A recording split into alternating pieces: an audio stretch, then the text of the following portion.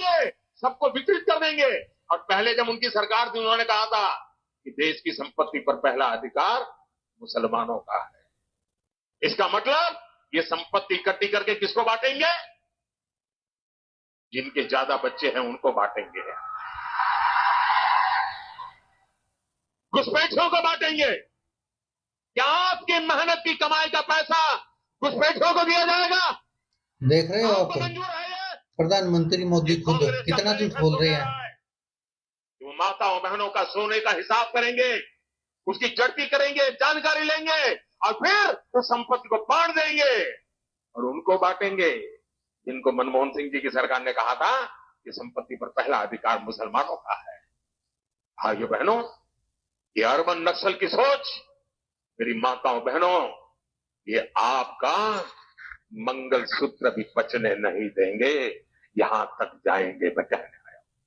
BJP हार रही 3-4 सीटें, बाकी जीत जाएगी। कौन कौन से कॉम्पिटिटिव है? एक तो चूरू तो राजस्थान में, एक बाड़मेर कॉम्पिटिटिव है। हाँ, मैं जिला अध्यक्ष हूँ भारतीय जनता पार्टी से। बीकानेर जी, अल्पसंख्यक मोर्चे, रामडन हूँ मैं, मुस्लिम हूँ, माइनॉरिटी मोर्चे का अध्यक्ष हूँ मैं, लेकिन सत्य को मैं नकारता नहीं हूँ, मैं सीधी बातें करता हूँ। तो इसीलिए राजस्थान में जाके मोदी जी ने ये मुसलमान और हिंदू वाली बात करी क्या? एज बीइंग मुस्लिम पार्टी को छोड़ दूं तो मुझे अच्छा नहीं लगा उनका स्टेटमेंट। और ये खाली नरेंद्र मोदी अकेले की पार्टी नहीं है, भारतीय जनता पार्टी हमारे से सैकड़ों मुसलमान जुड़े हुए हैं। तो जब हम जनता में वोट लेने जाते हैं, मुस्लिम से मांगते हैं, तो हमें भी तकलीफ होती है। मुसलमान पूछता है हमारे से कि ऐसा बोला, बताओ तुम्हारे पास क्या उत्तर। नरेंद्र मोदी जिस तरीके की बात करते हैं तो मैं उनको भी मेल करने वाला हूँ, लिखने वाला हूँ कि इस तरीके की बातें, वाहियात बातें न करें तो बेहतर है। भले वो प्रधानमंत्री है, भले पार्टी उनसे चलती है, उनका एक बहुत बड़ा फेस है, लेकिन फिर भी पार्टी हम सब कार्य करते हैं। तो ये हिंदुस्तान एक गुलिस्तान है जिसमें सारे फूल हैं, तो सबको साथ लेके चलना पड़ेगा। भले पार्टी मेरे खिलाफ फाइनेंस कार्रवाई करती है तो उसके लिए मैं तैयार हूँ। राजस्थान में आज फिर गए थे, आज उन्होंने कहा कि कांग्रेस पार्टी आई तो दलितों आदिवासियों का आरक्षण लेकर के मुसलमानों को दे देगी। ऐसा कुछ नहीं है, ठीक है, वो हो सकता है उनकी आइडियोलॉजी हो, लेकिन जो आरक्षण है वो चल रहा है, चालू रहेगा। जब चुनाव आता है तब आप मुसलमान को थोड़ा दूर करने लगते हैं कि ऐसा ना हो कि ये नजदीक आ जाए तो हिंदू वोट पोलराइज ही ना हो। नहीं, पोलराइज तो नहीं, लेकिन हाँ कुछ फर्क पड़ता है। सियासी मकसद है इन चीजों के, तो उसके लिए कुछ होता है, चलता है। गोल ले लेंगे, सबको वितरित करेंगे। और पहले जब उनकी सरकार, तो ये तो आपने देखा ही होगा दोस्तों कि प्रधानमंत्री नरेंद्र मोदी अभी जिस तरह से लोकसभा चुनाव के दौरान जिस तरह की भाषा का इस्तेमाल कर रहे हैं, खासकर एक धर्म विशेष के खिलाफ। और यही कारण है कि आपने देखा होगा राजस्थान के एक मुस्लिम नेता थे जिन्होंने प्रधानमंत्री नरेंद्र मोदी के इस भाषण की आलोचना की थी। और उसके बाद से लगातार लोग सोच रहे थे कि आखिरकार अब इसका क्या होगा, क्योंकि लोग कह रहे थे कि प्रधानमंत्री नरेंद्र मोदी के खिलाफ कोई बोल दे, और वो भी तब जब वो मुसलमान हो खासकर, तो फिर ऐसे कैसे रह सकता है। और इसी के चलते अब खबर आ रही है कि जो यह मुस्लिम नेता हमने आपको शुरुआत में दिखाया, और इसके ऊपर अब पुलिस ने एक्शन लिया है और इसको उठा लिया है। और इसके चलते लगातार भारतीय जनता पार्टी पर सवाल भी उठ रहे कि जिस तरह से लगातार विपक्ष भी कहता रहा वैसे तो कि मुस्लिम विरोधी है, और प्रधानमंत्री नरेंद्र मोदी खुद भी ऐसे बयान देते रहे हैं जिससे ये साबित भी होता कि प्रधानमंत्री जी किस तरह से नफरत फैला रहे देश में। हालांकि ये उनके पद को बिल्कुल भी कहीं से भी शोभा नहीं देता कि एक व्यक्ति प्रधानमंत्री के पद पर बैठा, और वो एक ऐसे देश में जहां पर सभी धर्मों का सम्मान किया जाता है, जिसका खुद का कोई धर्म नहीं है देश का, उस देश में एक धर्म विशेष के खिलाफ ऐसे जहर उगल रहे हैं, वो भी खुद प्रधानमंत्री। और अपने आप को वो फिर किस तरह से पेश कर रहे हैं, इसी को लेकर लगातार चर्चा बनी हुई थी। और जिस तरह से ये अपने आपको एक नेता दिखाए जो कि बीकानेर में माइनॉरिटी सेल के अध्यक्ष थे, उनको बीकानेर पुलिस ने शांति भंग करने के आरोप में अरेस्ट किया है। और कुछ रोज पहले ही उन्होंने भारतीय जनता पार्टी से उनको निष्कासित भी किया गया था, क्योंकि आपको पता मामला क्या था। मामला यह था कि प्रधानमंत्री नरेंद्र मोदी ने जो विवादित बयान दिया था, उस पर उस्मान ने जो कहा था उसको लेकर उन पर एक्शन किया गया, और पहले उनको पार्टी से निकाला गया और फिर पुलिस उठाकर ले गई। और अब उसी के चलते लगातार भारतीय जनता पार्टी पर सवाल उठ रहे कि देखिए किस तरह से मुस्लिमों के खिलाफ लगातार भारतीय जनता पार्टी एक्शन ले रही है। क्योंकि विवादित बोल तो प्रधानमंत्री नरेंद्र मोदी के थे, लेकिन उसके जवाब में उस्मान ने कहा था कि जो प्रधानमंत्री जी कह रहे हैं वो राजनीति के लिए हो सकता कह रहे हो, लेकिन मैं कहीं से भी उनकी इस बात से सहमत नहीं हूं। और प्रधानमंत्री जी को भी सोचना चाहिए कि भारतीय जनता पार्टी अकेले प्रधानमंत्री नरेंद्र मोदी की नहीं है। वो कह रहे थे कि ठीक है, मानता हूं कि मैं जिस तरह से प्रधानमंत्री जी बड़ा फेस है और नरेंद्र मोदी के फेस पर चुनाव भी लड़ा जाता है और जीत भी जाते हैं हम, लेकिन उसके बावजूद भी वो कहते हैं कि जब हम हमारे मुस्लिम समाज में जाते हैं, वोट मांगने जाते हैं, तो फिर क्या मुंह लेकर जाए। और ये कहीं ना कहीं उनकी चिंता जाहिर थी, और जिस कारण उनकी यह वीडियो वायरल हुई। जो न्यूज 24 पर राजीव रंजन जी माहौल क्या प्रोग्राम चलाते हैं, उन्होंने बात की थी उस्मान से, और उसी के चलते अब उनको गिरफ्तार कर लिया गया है। आपको बता दें कि यह आलोचना भारी पड़ गई है उस्मान को, जिस तरह से उनको गिरफ्तार किया गया है। पुलिस का कहना है कि उस्मान को शांति भंग करने के आरोप में अरेस्ट किया गया है, और जल्द ही उस्मान को अतिरिक्त जिला मजिस्ट्रेट के सामने पेश किया जाएगा। अब देखना होगा कि आखिरकार होता क्या है। इंडियन एक्सप्रेस की रिपोर्ट के मुताबिक मुक्ता प्रसाद नगर पुलिस स्टेशन के एसएचओ धीरेन्द्र शेखावत ने 27 अप्रैल को कहा कि एहतियात के तौर पर 2-3 दिन पहले उस्मान के इलाके में पुलिस की एक गाड़ी भेजी गई थी। वो दिल्ली में था। आज वो पुलिस स्टेशन आया और हमसे पूछा कि हमने उसके घर पर गाड़ी भेजने की हिम्मत कैसे की। उसने थाने के आगे पुलिस से उलझने की कोशिश की।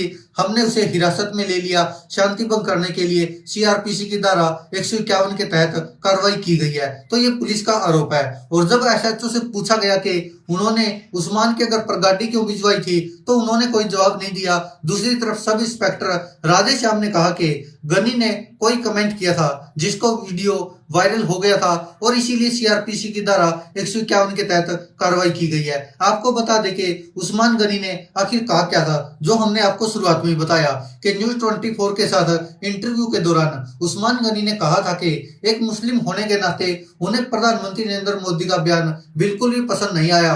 कहा था कि जब वो भाजपा के लिए वोट मांगने मुसलमानों के पास जाते हैं तो उनसे ऐसे बयानों को लेकर जवाब मांगा जाता है। उस्मान गनी ने पीएम मोदी के दावे को निरर्थक बताते हुए खारिज किया था और कहा था कि वो इस बारे में पीएम मोदी को पत्र भी लिखेंगे। उस्मान गनी ने यह भी कहा था कि प्रधानमंत्री नरेंद्र मोदी पार्टी के एकमात्र सदस्य नहीं है, और भी सैकड़ों मुसलमान पार्टी के साथ जुड़े हुए हैं, और उनकी भावनाओं का शायद ख्याल नहीं किया प्रधानमंत्री नरेंद्र मोदी ने। और इसके बाद अनुशासन के उल्लंघन के लिए उस्मान गनी को 6 साल के लिए भारतीय जनता पार्टी ने निष्कासित कर दिया।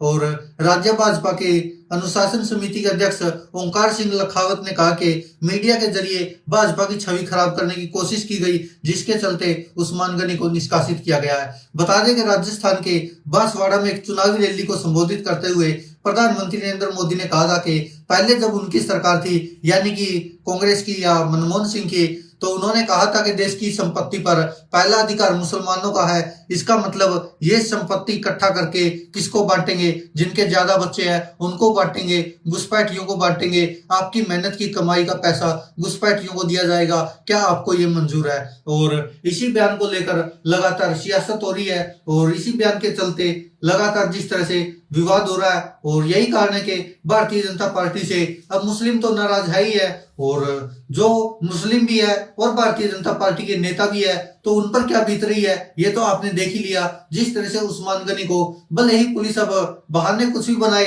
लेकिन मुख्य कारण तो यही था कि जिस तरह से उस्मान गनी ने प्रधानमंत्री नरेंद्र मोदी के दावों की पोल खोल दी थी राजीव रंजन के साथ इंटरव्यू में न्यूज 24 पर, और सबसे मुख्य कारण भी शायद यही रहा होगा उस्मान गनी को गिरफ्तार करने का। बाकी ये तो अलग बात है कि प्रधानमंत्री नरेंद्र मोदी ने जो कहा था वो गलत था, लेकिन अब कार्रवाई किस पर हो रही है? उस्मान गनी पर। और उस्मान गनी ने तो सही कहा था कि वो भाजपा के सदस्य है, और भाजपा के सदस्य से तो पहले तो वो मुस्लिम है, और मुस्लिमों में वोट मांगने जाना होता है, और मुस्लिमों में वोट मांगते हैं तो फिर प्रधानमंत्री नरेंद्र मोदी जिस तरह की बातें कर रहे हैं जिनका कोई मतलब ही नहीं है, तो फिर उनको तो जवाब देना पड़ता है। और ये सच्चाई उस्मान गनी ने उगल दी थी, जिस कारण अब उन पर कार्रवाई की गई है।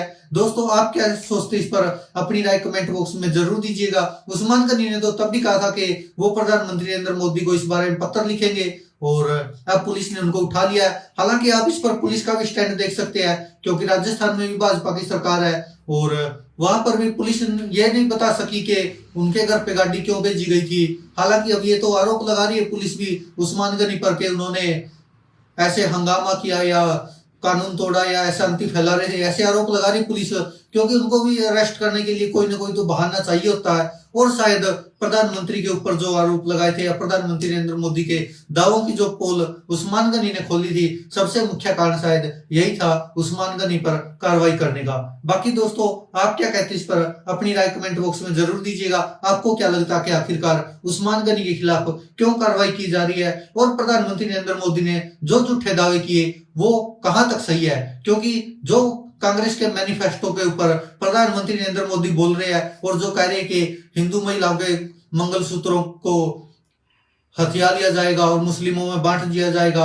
आपको याद होगा रमेश बिदुड़ी, जिसने कि एक बीएसपी सांसद थे जो हालांकि दानिश अली, हालांकि अब वो बाद में पार्टी बदल गई, तो उन पर टिप्पणी करते हुए कहा था कि ऐसी घुसपैठी वगैरह ऐसी कुछ भाषा इस्तेमाल की थी।